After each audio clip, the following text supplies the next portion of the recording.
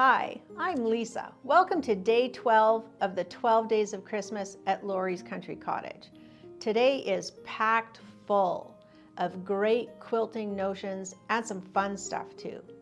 Let's start first with the Hang It Dang It quilt hanger. We have a How Tuesday for this. Do you have a place in your house where you always hang a quilt and you just change it out seasonally? I have several. The Hang It Dang It is the perfect tool for that. You simply attach the clip hanger to your wall centered where you hang your quilts. Then you put the rod of the hanger through the sleeve of your quilt, center it, and the rod snaps into the holder. It is so handy. It automatically levels your quilt as long as you've centered it. The small Hang It Dang It will hang quilts from 21 to 35 inches. The medium will hang quilts from 35 inches all the way to 63 inches. They're expandable and adjustable. That's the Hang It Dang It. Now, let's look at some great quilting tools. How about Quilters Select rulers? Have you seen them work before? They're from Alex Anderson. We have the 6x24 ruler, the 12.5-inch square, and the 6.5-inch square on sale for the 12 days of Christmas. They have a really unique non-slip coating. I think these are the best rulers for brand new quilters, and here's why. Not only do they have very thin and easy to read lines, but the lines read left to right and right to left. But the selling feature of this ruler is how non-slip it is. It won't move at all. So actually, if you want to reposition it, you need to pick it up a bit, shuffle it over, and then put that ruler down. So those are the Quilters Select rulers from Alex Anderson. All right, another ruler tip or tool for you. Here is the ruler grip. Now, I tried it out as both a handle and a holder while I'm cutting, and I'll give you some tips about that. Here's how it is unique. You put it on your ruler and then you turn it, and now it's on there. Look, it's really on there. If I want to get it off, I have to loosen that up and then just break that seal. So, would I use it as a ruler handle? On a small ruler, I would. When I tried it on a long 6x24, I found it a little bit tippy. What it does do is it makes it really easy for you to pick up your rulers, especially these Quilter Select ones that don't slide around, and it also protects your hand from being cut. So that is the unique ruler grip, and good for right-handed and left-handed people. Okay, here's something I had heard about but had never used before. So we brought it in to try. It's the Grippy Non-Slip Coating for the back of your rulers. I was really impressed with this, and I'll show you a great demo. These are very old Olfa frosted rulers. They are super slippery. There's no grip there at all. So this is my 6x12. I don't use these rulers because they're just too slippy. So I took my 6x24 and I sprayed on a light coating of the Grippy. Now, if you can put multiple layers of Grippy, and every time you spray it on, it becomes a little less opaque, so just a little white film on the back. So watch this. Ha! Doesn't move a bit. I'm moving my whole mat. This is awesome. And I thought, well, where else would I like to use that? Well, if I'm doing applique and I have plastic templates, I can use it on that too. So check out, if you do English paper piecing, I sprayed a little bit of Grippy on the back of my template. Look at that. It's not going anywhere. So really nice for cutting around your templates as well. So that's Grippy Non-Slip Coating. A companion to the Grippy is DK5, and we just found out they changed the name to Adhesive Remover. It's still from Adhesive, the makers of the Grippy spray, and it is used to remove the Grippy from the back of your rulers if you want to do that. Now, I've had DK5/Adhesive Remover at home for years, and I use it several places in my sewing room. When I got my embroidery machine, it is great for removing the 505 spray off of your embroidery hoop. I also use it if I'm stitching through an adhesive product and my needle gets gummed up. I just take the DK5 and wipe that needle, and it just removes anything sticky. And it is the suggested product to remove the Grippy from the back of your ruler. We don't have it here yet, but it's on the way. So that's Grippy and DK5, or Adhesive Remover, from Adhesive.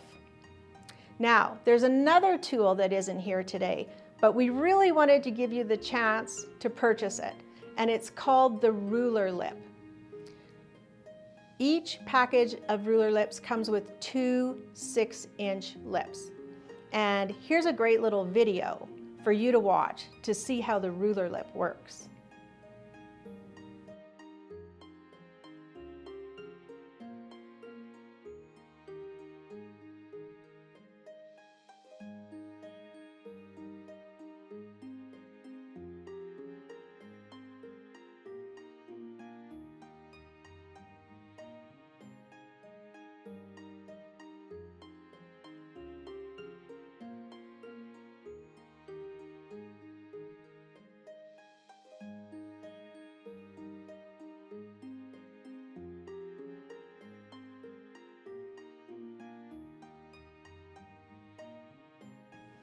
Up next is the ultimate power tool. This is a laser cut kit. How much fun is that? It makes an 18 by 20 piece. All you have to do is buy background, backing, and binding. All the pieces are laser cut and pre-fused with Flexi Fuse Premium. It also comes with a numbered layout, which makes it really easy to lay your pieces. You can mount it, frame it, or quilt it. Wouldn't this look great in your sewing space? The last thing I have to show you is the Quilt As You Go for Scrap Lovers book. I really like this book. It's from Judy Gauthier. It has 12 projects and 4 different methods of quilt as you go with your scraps. You learn everything, including how to quilt it on your domestic machine. She also includes a really great section on color theory. Because you're using scraps, how do you put all those colors together so that they look good? And she's got a great tool to help you cut your scraps for the quilt as you go. Let's zoom in and take a look at that tool. Here's the 3-in-1 simple square template to help you get the most out of your scraps. You can see she's included finish size and cut size for 3.5, 4.5, and 5.5-inch squares. Beyond that, is it really a scrap? I don't know. But this diagonal line is really important. It's a great tool for fussy cutting. Let me show you a few examples. Let's say I want this snowflake. To center the snowflake, all I have to do is find the line, diagonal line, diagonal line. There's the center of that 4.5-inch square. And now if I cut this, I have a centered snowflake. I can do the same thing with the pirates, but this is going to have to be a little bit smaller. Let's do the 3.5. So there's the diagonal and the diagonal. I'll put it kind of in the center of my pirate symbol, and now I have a fussy cut square. But this tool is really great for real scraps. Look at this guy. How am I going to get the best use out of this fabric? Well, I can look and think, oh, I can get a 3.5-inch square out of there. Can I do it over here? Nope, not big enough. Then I can move into the middle. oh look, I could get a whole 5.5-inch square. So a great way to use up all your scraps and your funny shaped pieces. I like the color coding on the ruler, and that diagonal line is so great for helping me to center any fussy cut designs that I would like to do. All right, day 12, here's what we saw. The hang it dang it in 2 different sizes. If you've got a place in your house where you just simply replace your quilts or wall hangings, this is a great hanging tool. Then we looked at Quilters Select rulers. They have a great non-slip coating. They really don't move. We tried out the unique ruler grip. It really works. You can move templates and rulers with that, makes it easy to move them around. We looked at the Ultimate Power tool. The design in the middle is really about 18 by 20, but the layout allows you 30 full inches. So you can play around with the size that you like. It comes in 2 patterns, but they're both blue. It'll be big flowers or small flowers.